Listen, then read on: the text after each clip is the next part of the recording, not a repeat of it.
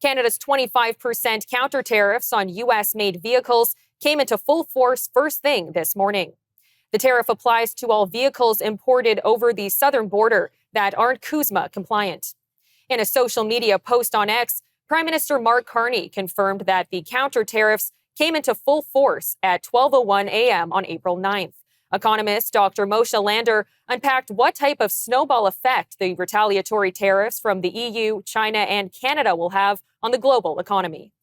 Well, Canada's a piddly one in the grand scheme of things. You've got the three big heavyweights now engaging in a fight, and Europe's tariffs are rather small by comparison.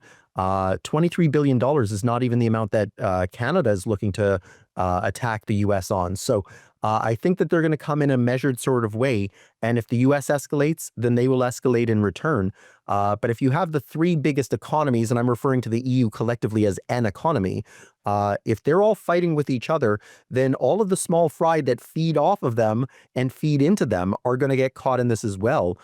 So global growth is probably done for 2025. We could easily talk about a global recession.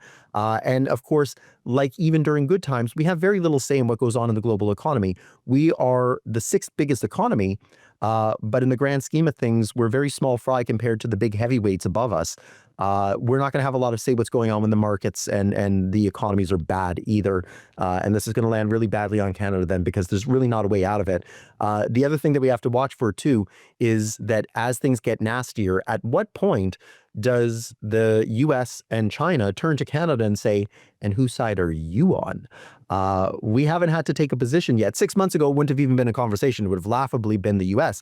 But these days, with our hurt feelings and our nationalism that's starting to surface in this country, it's maybe a little bit closer of an argument these days. But what you don't want to do is back Canada into a corner where we have to pick sides, because is that merely going to mean then that the other is going to decide, all right, we're going to tariff you just the same way we're tariffing our enemy, and we really are going to get caught up in something much worse. So Canada has to find a way to do what we normally do, which is be diplomatic, try and be the peacemaker, try not to get too deeply involved in it, and try and bring everybody to the bargaining table that we can make all of this go away.